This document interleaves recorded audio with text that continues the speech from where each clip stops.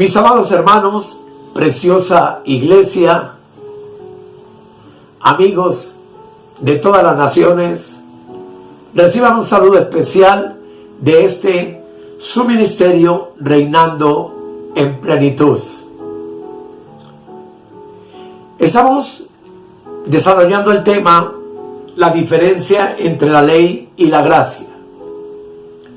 Y hoy nos vamos a ocupar de la alegoría que vimos en un principio de Sara y Agar, donde en la epístola a los Gálatas el apóstol Pablo habla al respecto. Pero antes de iniciar, quiero invitarles para que oremos al Señor. Amado Padre, gracias por tu bondad. Gracias por tu infinita paciencia, por tu misericordia y por la revelación escrita de tu palabra, que obviamente es la que nos guía a la verdad, y la verdad es la única que puede hacernos libres. Gracias por mis hermanos, gracias por todos los que siguen este proceso, y oro para que tú, amado Espíritu Santo, nos guíes en esta hora a comprender el misterio oculto, escondido en las páginas de este libro maravilloso que se llama la Biblia. En el nombre del Señor Jesucristo, amén, amén y amén. Todos mis amados son bienvenidos al estudio bíblico de hoy.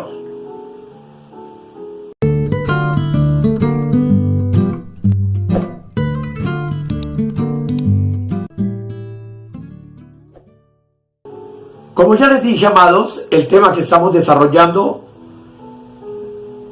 bíblicamente se llama alegoría de Sara y Agar, que encontramos en la epístola del apóstol Pablo a los Gálatas en el capítulo 4, y que leemos del versículo 21 al 23 lo siguiente: Decidme, los que queréis estar bajo la ley, ¿no habéis oído la ley? Porque está escrito que Abraham tuvo dos hijos, uno de la esclava, el otro de la libre. Pero el de la esclava nació según la carne, mas el de la libre por la promesa. Lo cual es una alegoría, pues estas mujeres son los dos pactos.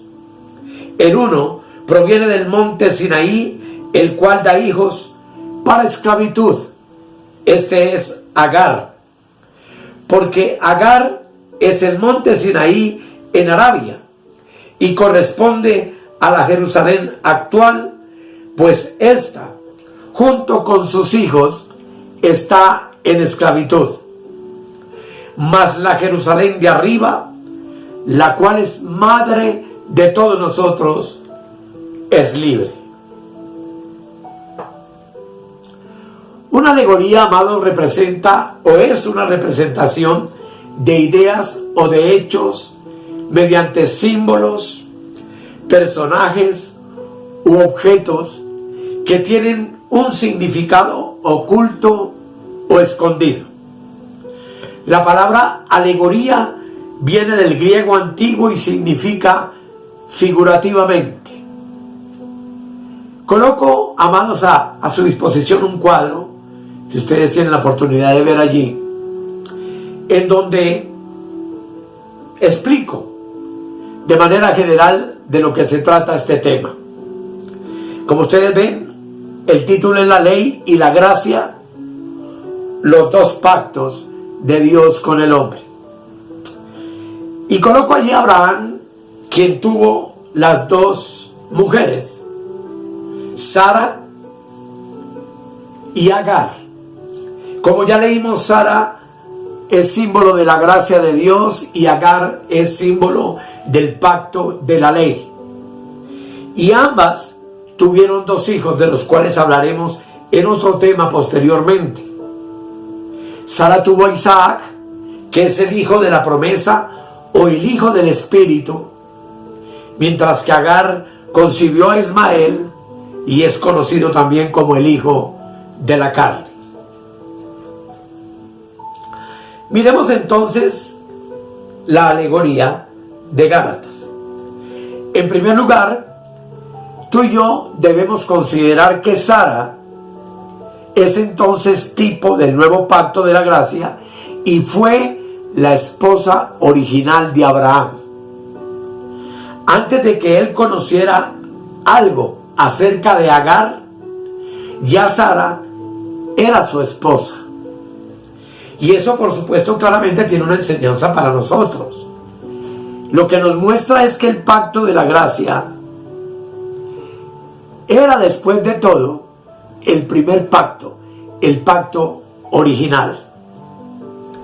Hay algunos teólogos, malos teólogos, que enseñan que Dios hizo al hombre recto en el huerto del Edén, que hizo un pacto con él, y que el hombre pecó, y que como por algún tipo de reconsideración especial de Dios después, hizo un nuevo pacto con Cristo para la salvación de su pueblo. Pero eso, amados, es un gravísimo error doctrinal. Porque tú y yo hoy tenemos que entender que el pacto de gracia fue hecho antes que el pacto de las obras. Pues Cristo Jesús, antes de la fundación del mundo, lo consumó como su cabeza y como su representante. Y se dice también en la Escritura que nosotros, los creyentes del nuevo pacto, quienes formamos la iglesia de Cristo, somos elegidos en conformidad a un conocimiento anticipado de Dios, el Padre, por medio de la obediencia y de la aspersión de la sangre de Jesús sobre nuestras vidas. De quien también nos dice la Escritura, además, que fue destinado a ser sacrificado, hablando de Cristo, antes de la fundación del mundo. Todo esto lo que nos permite entender entonces es que la gracia de Dios es eterna. Y primera de Pedro, capítulo 1, el versículo 18 al 20 nos muestra esta verdad. Dice: sabiendo que fuisteis rescatados de vuestra vana manera de vivir, la cual recibisteis de vuestros padres, no con cosas corruptibles como oro o plata, sino con la sangre preciosa de Cristo, como de un cordero sin mancha y sin contaminación, ya destinado desde antes de la fundación del mundo, pero manifestado en los tiempos postreros, por amor de vosotros. Nosotros, amados, mucho antes de que cayera Adán, y este es un misterio sublime, ya éramos amados por Dios desde antes de la fundación del mundo. Él no nos amó por piedad, sino que amó a su pueblo considerándonos simplemente como sus criaturas, ya redimidas por Él. ¿Cuándo? Antes de la fundación del mundo. O sea, aún antes de nuestro nacimiento físico. Eso es un misterio que tú tienes que entender en la palabra. Romanos 8, 29 y 30 nos dice lo siguiente. Dice la palabra, léelo conmigo. Porque a los que antes conoció, también los predestinó, para que fuesen hechos conformes a la imagen de su Hijo, para que Él sea el primogénito entre muchos hermanos. Y a los que predestinó, a estos también llamó. Y a los que llamó, a estos también justificó. Y a los que justificó, a estos también glorificó. Todo esto nos enseña que Dios permitió que sus criaturas cayeran en pecado, a fin de, en el transcurso de los siglos y los tiempos, poder mostrar la riqueza de su gracia. Gracia que, por supuesto, como ya hemos visto, existía antes de que el hombre hubiese venido a poblar la tierra. No los amó ni los eligió de entre todos los demás después de su caída, sino que los amó más allá de su pecado y antes de su pecado. Tengo que explicarlo porque sé que es bastante complejo, pero importante. Él hizo el pacto de gracia antes de que cayéramos por el pacto de obras. Y si ustedes pudieran regresar a la eternidad y preguntar cuál pacto nació primero, escucharían que el pacto de la gracia nació antes que el pacto de la ley, y que vino al mundo mucho antes de que la ley hubiese sido promulgada en el monte Sinaí. De mayor antigüedad que los principios fundamentales que guían nuestra moralidad, es esa grandiosa roca fundamental de nuestra salvación que se llama la gracia. En un pacto hecho por Dios en la antigüedad, antes de la creación de todas las cosas, antes de lo que los videntes y los profetas del Antiguo Testamento predicaran la ley, antes de que el monte de Sinaí humeara y temblara y diese voces, en los cuales la nación de Israel recibió la ley de Dios. Mucho antes de que el mundo fuera visible y la creación tal y como la conocemos hoy, aún mucho antes de que Adán existiera en el huerto del Edén, Dios ya había ordenado a su pueblo para vida eterna y ya lo conocía, a fin de que ese pueblo pudiera ser salvado por Cristo Jesús.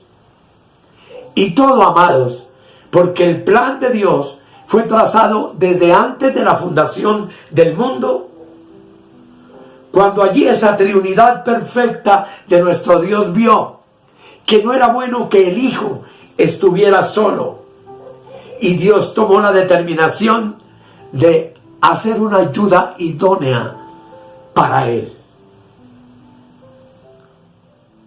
Observemos, hermanos, que aunque Sara era la esposa de mayor edad de Abraham, sin embargo, Agar fue la primera en dar a luz el primer hijo. Esto me habla entonces de que el primer Adán fue hijo de Agar. En el aspecto espiritual, en la sombra, para que me entiendan, aunque nació perfectamente puro Adán y sin mancha en el huerto, él no fue el hijo de Sara cuando estuvo allí. Esto me habla de que el primer hijo de Agar simboliza entonces a Adán y a todos los hombres caídos a partir de la desobediencia de él. Ella dio a luz a Adán, que vivió durante un tiempo bajo el pacto de la ley en el huerto. Y quiero que entiendan que la ley del huerto, ya lo vimos en el tema anterior, dada por Dios al hombre Adán, se resumía en comer o no comer del fruto del árbol prohibido. Y Adán, para poder seguir viviendo sobre la tierra y no morir, tenía que vivir conforme a ese principio. Su caída consistiría entonces en la comisión de pecados. Pero si no cometía ningún pecado, él recibió la promesa de permanecer allí para siempre. Es obvio que Adán tenía la capacidad de obedecer a Dios o no hacerlo. Así que su salvación descansaba simplemente sobre esta base, y lo repito: si comes de ese árbol, de ese fruto de ese árbol, ciertamente morirás. Pero si obedeces mi mandamiento y no lo comes, vivirás. Esa es la ley del monte Sinaí, también expresada en cantidad de mandamientos que veremos después. Adán, siendo perfecto como era, entonces no era sino un Ismael, un esclavo, después de su caída, y no un Isaac, hijo de la promesa. Y es que, amados, aparentemente de cualquier manera él pertenecería a la familia de Agar, aunque secretamente, según el pacto de la gracia, claro está, pudo haber sido también un hijo de la promesa. Lo maravilloso de todo esto, amados, es que bendito sea Dios, que tú y yo y todos los santos del Nuevo Testamento nacidos de nuevo, no estamos bajo Agar ahora. No estamos bajo la ley desde la caída de Adán. Porque ahora Sara ha dado a luz sus hijos. El nuevo pacto es la madre de todos nosotros, simbolizado por Sara. Y además es importante también que observemos que Agar no estaba destinada a ser una esposa. Nunca debió haber sido otra cosa que la sierva de Sara. La ley nunca tuvo por objetivo, amados, salvar a los hombres, y eso tiene que quedarnos claro. Únicamente la ley promulgada en el Sinaí fue dada para ser una sierva del pacto de la gracia. Y cuando Dios promulgó la ley en el Sinaí, no fue con el propósito de que algún hombre pudiera salvarse jamás por medio de ella. Nunca concibió que el hombre obtendría la perfección por medio de las obras de la ley. Pero ustedes y yo sabemos que la ley sí es una maravillosa sierva de la gracia. Así lo dice Gálatas capítulo 3, versículo 24 al 26. Dice la hermosa palabra de Dios: de manera que la ley ha sido nuestro ayo, nuestro guía, nuestro sirviente, para llevarnos a Cristo, a fin de que fuésemos justificados por la fe.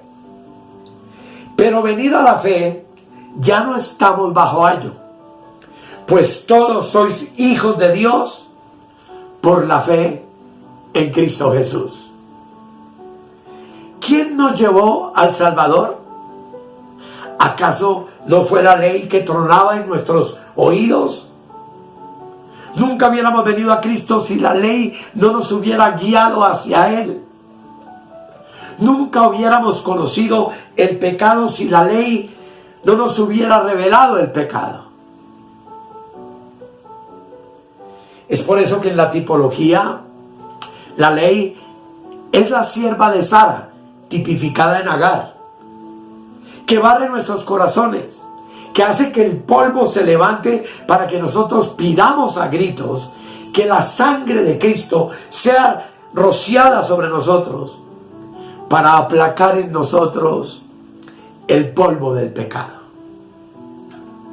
La ley, amados, es, por así decirlo, el perro pastor de Jesucristo que va tras las ovejas y las atrae al redil. La ley es el rayo que aterra a los impíos y que los conduce a volverse a Dios del error de sus pasos, y los lleva definitivamente a tener el deseo desesperado de buscar a Dios. Y lo que yo quiero decirles en esta hora es: qué bueno que tú y yo supiéramos cómo usar la ley correctamente. Si entendiéramos cómo la ley debemos colocarla en su lugar adecuado y hacerla obediente a su señora, la gracia, entonces todo estaría bien, pero muy bien. Sin embargo, en la vida real, Agar siempre estará deseando ser la señora, como Sara. Pero Sara jamás permitirá eso, sino que se cerciorará de tratarla duramente a fin de echarla fuera, tal y como ocurrió en la historia literal de Sara y Agar. Nosotros, por tanto, amados, debemos hacer lo mismo. Y entender que ojalá nadie nos critique cuando tratamos a la familia de Agar con dureza en nuestros días. Si a veces decimos cosas severas contra quienes ponen su confianza en las obras de la ley y no en el sacrificio perfecto de Cristo en la cruz, quien nos da salvación enteramente por gracia. Esa fue la grande lucha del apóstol Pablo en la iglesia de Gálatas y por supuesto en el comienzo de la iglesia. Tuvo luchas fuertes contra aquellos que advirtieron en su origen, tratando de añadirle a la salvación las obras de la ley. Pero mi amado y mi amada, como estaremos viendo a futuro, tú y yo hoy debemos de estar reposando en la gracia de Dios. Tú y yo debemos estar gozosos, felices, porque tú y yo por Cristo fuimos liberados de la maldición de la ley. Si ustedes se dan cuenta, en el huerto del Edén hubo una maldición sobre Adán. Si Adán no obedecía y comía del fruto prohibido, la maldición sobre él sería la muerte. Tan grave fue su transgresión que fue expulsado del huerto del Edén y trajo la esclavitud del pecado sobre todos los hombres de la tierra desde su caída. Pero el postrer Adán, hijo de Sara, tipificado en Isaac, como veremos en otra ocasión, dio su vida por cada uno de nosotros. Vino bajo la ley, nació bajo la ley, pero la obedeció en todos sus puntos por nosotros que no éramos capaces de obedecerla como la ley exigía que fuera obedecida. Entendiendo que que el resultado de no obedecerla traería, por supuesto, la muerte y la condenación eterna. Pero gracias al Señor, Cristo es el fin de la ley. Y tú y yo hoy, por medio de nuestra confianza puesta en Él, por medio del camino nuevo y vivo que Dios nos abrió a través de la carne de su Hijo en la cruz del Calvario, nos permitió salir de ese sistema arcaico de obras para vivir hoy solamente por medio de la fe y la gracia que nos ha sido otorgada por Dios, pero que ya nos había sido dada por Él desde antes de la fundación del mundo.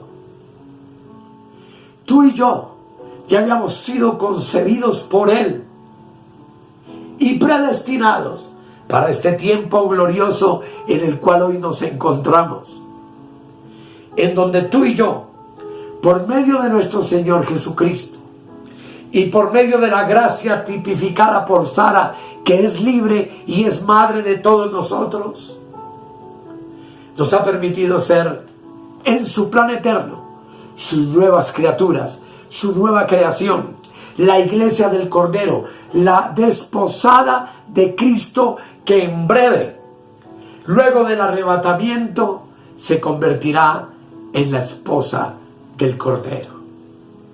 Los cientos de miles de millones de hombres y mujeres que fuimos rescatados por el pacto de la gracia y que fuimos reconciliados por Cristo con Dios al aplicar sobre nuestras vidas su sangre preciosa.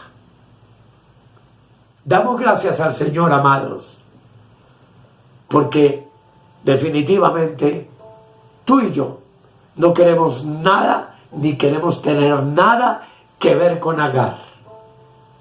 Agar fue el ayo que nos trajo a la gracia y hoy por la fe vivimos, caminamos, andamos, nos sostenemos por medio de la gracia de Dios y la fe que nos regaló Dios para poner toda nuestra confianza en la persona del postrer Adán, que es Cristo. Hagamos una oración. Amado Rey, te doy gracias en el nombre del Señor Jesucristo. Sé que todo esto es complejo, sé que se necesita estar en el Espíritu para poder comprender todas estas verdades extraordinarias de tu palabra. Pero confío que mis hermanos están creciendo en este conocimiento, en esta sabiduría preciosa que nos ha sido dada a través de la pluma del apóstol Pablo en sus epístolas.